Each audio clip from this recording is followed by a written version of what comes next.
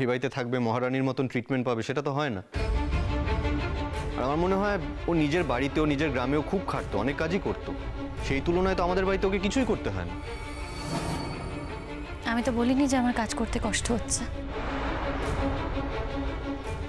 আমার কাছে এসব কাজ করা কোনো ব্যাপারই না। কি বলার কথা হচ্ছিল? না, আমি অ্যাকচুয়ালি কি বলছিলাম বলতো যশ, আমার তো বাপের বাড়ির আত্মীয় স্বজন এসছে, তাই বলছিলাম ও যদি আজকের জন্য ঘরটা একটু ছেড়ে দিত তাহলে ওরা থাকতে পারতো, তাই না? তুই ওকে বলিসনি? আমি তো তোকে অলরেডি বলে দিয়েছিলাম যে এবার থেকে শবনমকে নিয়ে যা যা কথা বলার আছে সেটা তুই ঠিক করবি। জজদা, আজ তোমার জীবনের এত বড় একটা দিন, তুমি এসব ছোটখাটো ব্যাপারে মাথা না ঘামালেও পারো। কোনটা ছোটখাটো ব্যাপার? কোনটা ছোটখাটো ব্যাপার? আমার বাড়ির একজন আশ্রিতা মেয়ে যাকে আমি আশ্রয় দিয়েছি, সে আমার চোখের সামনে আমারই বন্ধুর সাথে লটর বটর করবে, সেটা ছোটখাটো ব্যাপার? ছোটখাটো ব্যাপার সেটা? আমার হেড ডাউন হচ্ছে, আমার ফেস লস হচ্ছে, এটা ছোটখাটো ব্যাপার? আজকে তো সবাই যে যার মতো ঘর অকুপাই করে শুয়ে পড়েছে, তুমি কোথায় শোবে? তুমি আমাদের ঘরের বাইরে শুয়ে পড়তে পারো। তাহলে কি তুমি আমাদের ঘরের বাইরেই শুচ্ছ? আসলে কি বলো তো রোহিণীদি, ছোটবেলা থেকে না একটা কথা শিখেছি, মানুষ মনের ভেতর মরে যেতে পারে কিন্তু কথার খেলাপ করে না। শবনম, শবনম,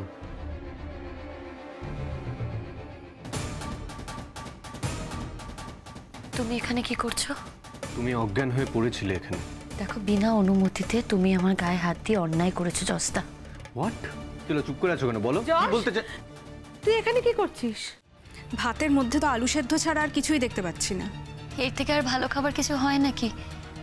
ভাত আর আলু সেদ্ধ তো আমার খুব প্রিয় খাবার। সব কিছু কি আর সবার জন্য হয়? এই যে আমরা ব্রেকফাস্ট করছি, যেভাবে করছি আমরা ব্রেকফাস্টটা, তার জন্য তো আমাদের একটা গ্রুমিং করা হয়েছে। সেই গ্রুমিংটা কি আর ওর হয়েছে? ডাক্তারি পড়লেই তো আর বাকি সব শিক্ষা তৈরি হয়ে যায় না। কি হলো? তুমি ভাত নষ্ট করছো? আমার পেট ভরে গেছে আন্টি। খাওয়ার সময় এতগুলো কথা বললে ও বেচারা খাই বা কি করে? কথা শোনার মতন যদি কেউ কাজ করে তাহলে তো তাকে কথা শুনতেই হবে বাবা। পরের বাড়িতে খেতে পাচ্ছে, এটাই তো অনেক। এর মধ্যে আবার বেশি কমের বার্গেন করা যায় নাকি? যা জুটছে সেটা খেয়েই তো উঠে যাওয়ার কথা। অভাব কি নিজের বাড়িতে ছিল না? আমি তো শুনেছি যে ওর বাড়িতে দুবেলা খাওয়াও জুটতো না, পেট ভরে খেতেও পেত না। অনেক দিন ওর অনাহারে কেটেছে। পরের বাড়িতে এসে যে 4 বেলা খাওয়ার আদায় করে নিতে হবে তারও তো কোনো মানে নেই।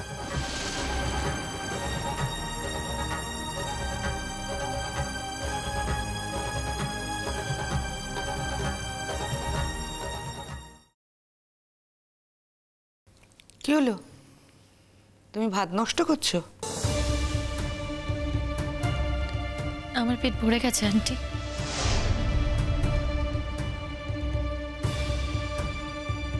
খাওয়ার সময় এতগুলো কথা বললে ও বেচারা খাই বা কি করে? কথা শোনার মতন যদি কেউ কাজ করে তাহলে তো তাকে কথা শুনতেই হবে বাবা।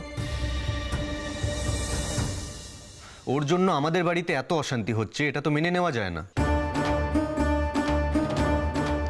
ভাতটুকু নষ্ট করো না, কথা শোনো, ভাতটুকু নষ্ট করো না, খেয়ে নাও। ভাত নষ্ট করবো না রোহিণীদি। আসলে আমি বুঝতে পারিনি আমার পেটটা ভরে যাবে। আমি ভাতে জল দিয়ে রেখে দেবো, পরে খিদে পেলে নয় আমি এই ভাতটাই খাবো। দেখেছো তো, তুমি ভাতটাই খেতে চাইলে, তারপর যেটুকু ভাত নিলে সেটুকুও খেলে না। তুমি কিরকম whimsical বলো তো শবনম? সরি রোহিণীদি, আমি বুঝতে পারিনি গো যে আমার পেটটা ভরে যাবে। আসলে সবসময় তো খাবার খেয়ে পেট ভরে এই নয়, কথা শুনো পেট ভরে যায়। আমারও তাই হয়েছে জানো তো। চিন্তা করো না, আমি বললাম তো আমি ভাত নষ্ট করব না। আমার জন্য আর চাল নিও না, দুপুরবেলা আমার এতেই হয়ে যাবে।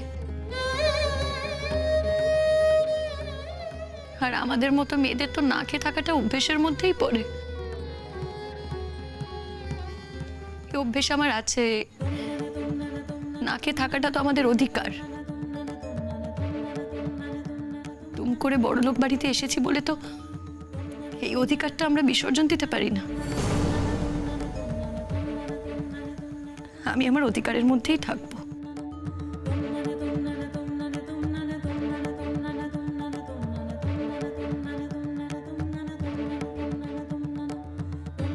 তুমি কি মনে করেছিলে শবনম, যে মানুষটাকে আমি এতদিন ধরে ভালোবেসে এসেছি তাকে তোমার জন্য দূরে সরিয়ে দেব?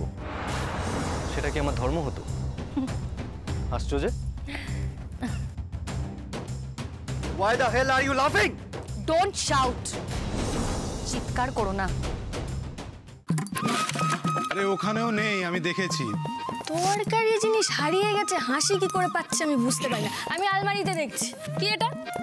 এই তো 1 বছরের ডিলের কথা কি ও এখনো ভুলতে পারেনি? খুব সুন্দর কবিতা ছিল।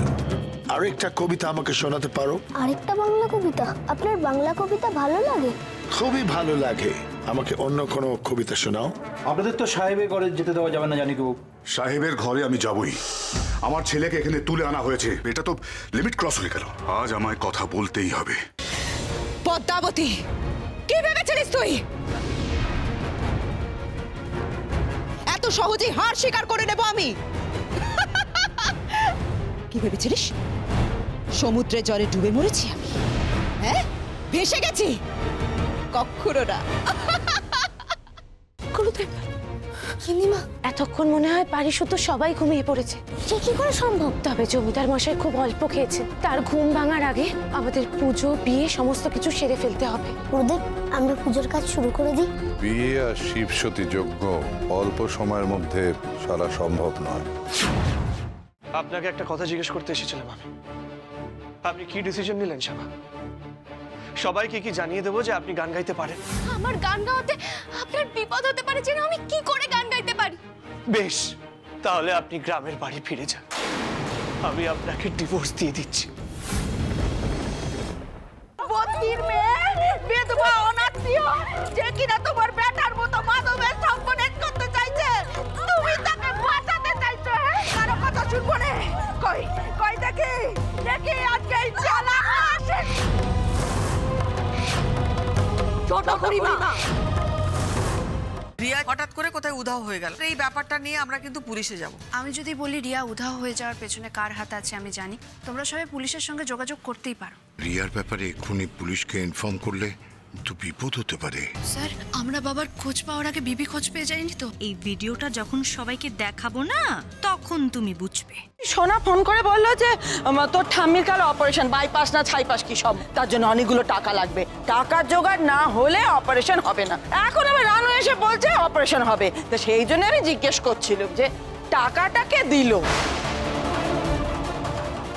ঠাম্মির অপারেশনের টাকা তুমি দিয়েছো? ডাক্তারবাবু, বলছি মেঘরাজ সরকার বলে কালুর কোনো খোঁজ পাওয়া গেছে জানেন?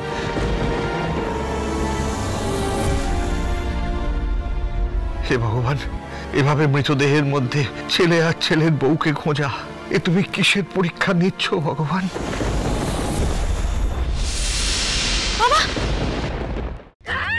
এবারে বউকে কোনো দিন হবে না। তুমি চলো চলো, আমাকে ছেড়ে দে, ছেড়ে দে বলছি। ছাড় না। ঠাম্মুকে জোর করে গাড়িতে তুলে নিয়ে গেল। হ্যাঁ, দাঁড়া, আমি একটা ফোন করে দেখছি। হ্যাঁ, ওটাই দেখতো।